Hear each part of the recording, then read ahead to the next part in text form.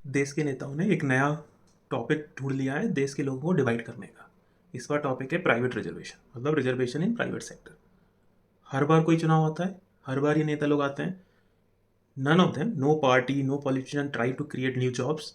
Instead बोलेंगे कि हमें वोट दो, हम ये रिजर्वेशन, ये कोटा लाएंगे और हम इससे आपको वोट देंगे। नया वोट कोई नहीं बनाएगा। नाउ कॉमन लोगों को, हम सबको समझने की ये ज़रूरत है। सबसे पहले, बिफोर कि मैं उस टॉपिक में जाऊँ, सबसे पहले आप ये समझिए, एग्जिस्टिंग जॉब्स में कोटा देने से या रिजर्वेशन देने से कोई प्रॉब्लम सॉल्व नहीं होगी। वो इसलिए कि अगर 100 जॉब्स हैं, अभी 100 लोग कर रहे हैं, आप कोटा दे दोगे तो हाँ, थोड़े उसमें 20, 25, 50 दूसरे लोग आ जाएंगे, बट जो उसमें पहले से काम कर रहे थे वो अनएम्प्लॉयड हो जाएंगे। तो ओवरऑल आपने कोई प्रॉब्लम नहीं सॉल्व करी। आपने एक सेक्टर, आप हो सकता है एक सर्टेन लोगों को खुश करके वोट ले लो, बट आपने प्रॉब्लम नहीं सॉल्व करी। तो 5 साल या जितने भी टाइम बाद वो सेक्टर सेम इशू लेके आएगा। अगर प्रॉब्लम सॉल्व करनी है तो ऐसे नहीं होगी। प्राइवेट सेक्टर की बात करें तो मुझे लगता है कि पहले तो ये कर पाना प्राइवेट सेक्टर में ना एक सही ऑप्शन है, ना कर पाना ईजी या पॉसिबल है, और होना भी नहीं चाहिए। अभी बताऊंगा कैसे। दो चीज़ें हैं जो दिक्कतें कंपनीज को आएंगी, जो प्रॉब्लम कंपनीज फेस करेगी, जिसकी वजह से इवेंचुअली हमें दिक्कत आएगी। और दूसरा ये कि अगर ऐसा हो गया तो हमारे ऊपर क्या उल्टा उसका इफेक्ट होगा, कि ये कर पाना कितना मुश्किल है, कंपनीज अग्री करेंगी या कंपनीज के लिए इंप्लीमेंट कर पाना कितना मुश्किल है, और why this is a hoax from them. होगा नहीं, बस वो बोल रहे हैं ताकि उन्हें वोट मिल जाए। सबसे पहले समझते हैं, हम बात करते हैं ईज ऑफ बिजनेस की, कि भाई तुम ईज ऑफ बिजनेस कंट्री में जितना लाओगे उतनी ज़्यादा कंपनीज आएंगी, उतना ज़्यादा इंप्लॉयमेंट आएगा। ऐसे फैक्टर इंप्लीमेंट करके जहाँ रिजर्वेशन है, which will bring so much complexity. कहाँ गई ईज ऑफ बिजनेस की बात, कहाँ रह जाएगा ease of business? It will create more complexity for companies. और इंडिया जैसे देश में जहाँ पे ऑलरेडी इतना region and an number of complexity है with rules and there is no uniformity, right? वहाँ पे एक नए टाइप का इतना कॉम्प्लिकेटेड चीज लाना, वो तो कंपनीज के एकदम सरदर्द बन जाएगा। वो कहाँ से ये हैंडल करेंगे? उसका इम्पैक्ट क्या होगा? कंपनीज की कॉस्ट बढ़ेगी, कंपनी को रेगुलेशन ज़्यादा लाने पड़ेंगे, कंपनी का एफर्ट बढ़ेगा। कंपनी क्यों करेंगे ऐसा? और उसके साथ प्राइवेट सेक्टर में अभी भी इसका कट थ्रोट, इसका हार्ड स्किल सेट की, अगर कंपनीज को कॉम्प्रोमाइज करना पड़ा है अपने टैलेंट है, स्किल्स पे, तो उनके प्रॉफिट पे डायरेक्ट इंपैक्ट है। ये सारी चीजें कंपनीज क्यों करेंगी? तो वो ऑल्टरनेटिव नहीं ढूंढ लेंगे। They will go to similar countries, Vietnam etcetera, south Asian other countries, जहां पे सिमिलर चीप लेबर। इंडिया में सिर्फ चीप लेबर की वजह से कंपनीज आ रही हैं एंड फ्यूचर मार्केट। बट अगर उन्हें टैलेंट पे ये वाला इशू होगा, they will look for alternative and they will find it. तो तुमने अच्छा कहाँ किया, तुमने कॉम्प्लेक्सिटी लाए। You will force companies to find other ways which are not good for India itself, let alone तुम भूल जाओ जिनको रिजर्वेशन है, कोटा दे रहे। जब कंपनी ही नहीं रहेगी तो जितने जॉब थे वो भी गए, राइट? पहली चीज।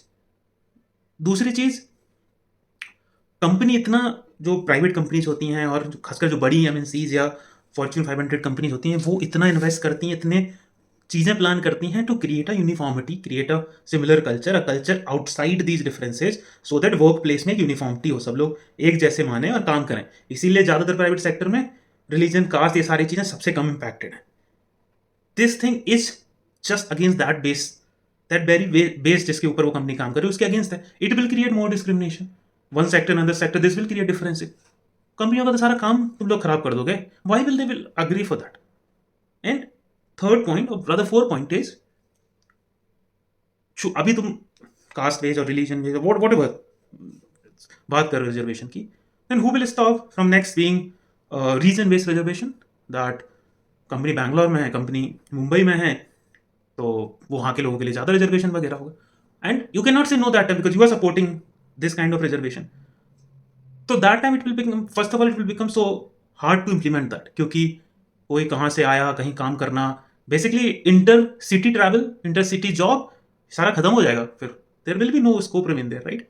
और सबसे ज़्यादा टॉपिक है जहाँ उठ रहा है इन नॉर्थ इंडिया, बिहार, अभी इलेक्शन बिहार में चल रहे, तो वहाँ सबसे ज़्यादा ये उठ रहा है।